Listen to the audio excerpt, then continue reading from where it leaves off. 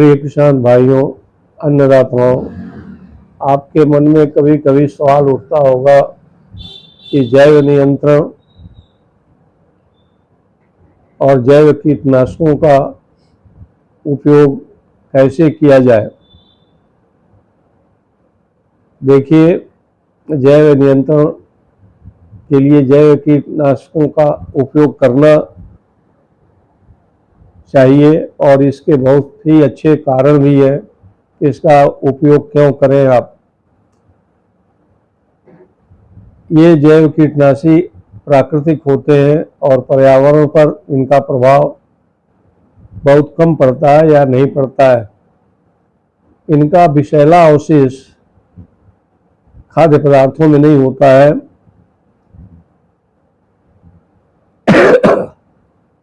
जिससे हमें स्वच्छ उत्पाद मिलता है और इससे हमको सुरक्षित भोजन मिलता है, जिससे कि हमारे अंदर रासायनिक कीटनाशियों की वजह से जो बीमारियां होती हैं वो बीमारियां नहीं होंगी। किसान भाइयों, रासायनिक कीटनाशकों की तुलना में जैव कीटनाशक इसलिए भी अच्छे होते हैं क्योंकि इनके प्रयोग से रोग कारकों और कीटों पर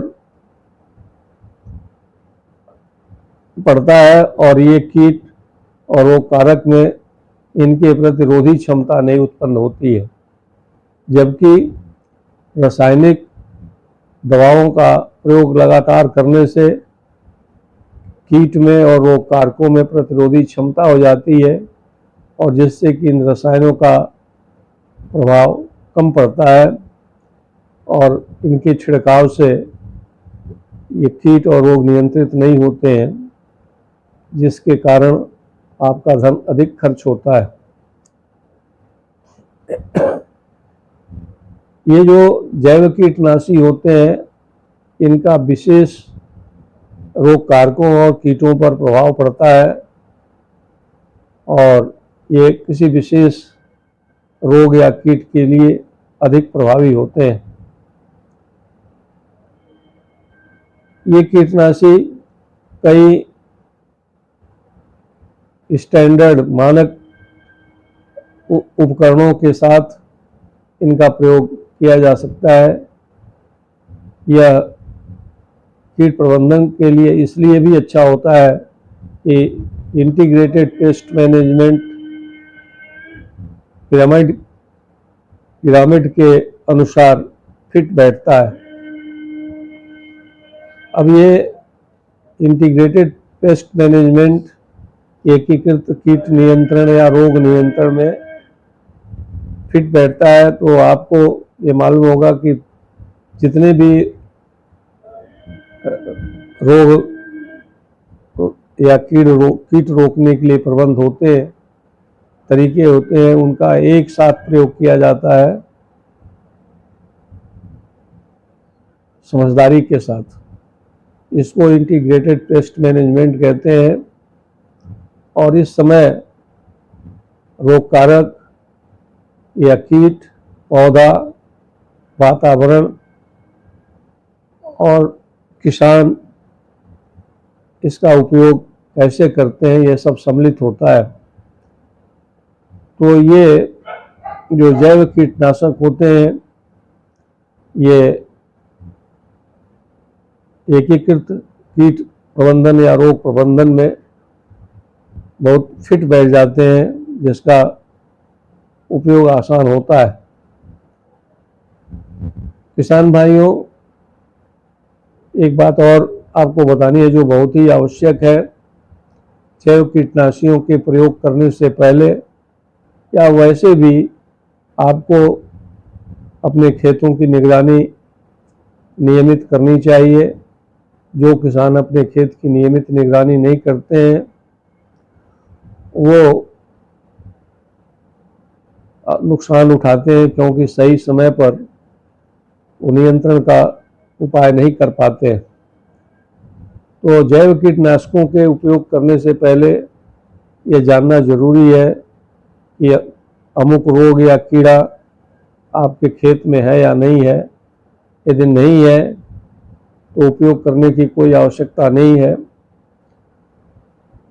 और यदि है और उस समय आप इसका प्रयोग करते हैं तो आपको विशेष लाभ मिलता है। कीटनाशकों के उपयोग के पहले आप फेरोमोन ट्रैप, लाइट ट्रैप या अन्य उपाय करें, जिससे कि आपको रोग और कीड़ों का जानकारी हो सके कि इस समय ये खेत में उपस्थित है, उसी समय इनका प्रयोग करें।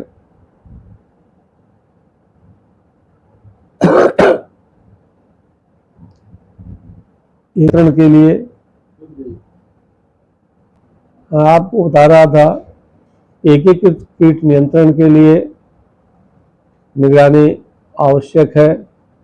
इससे सही समय और सही उत्पाद का आप चुनाव कर सकते हैं, जिससे आप अधिक लाभ प्राप्त कर सकते हैं। किसान भाइयों, जैव कीटनाशक उत्पादों का भंडारण बहुत आवश्यक होता है। इसमें बहुत सावधानी रखनी चाहिए। पारंपरिक कीटनाशकों के विपरीत जैव कीटनाशकों का अधिक देखभाल की आवश्यकता होती है।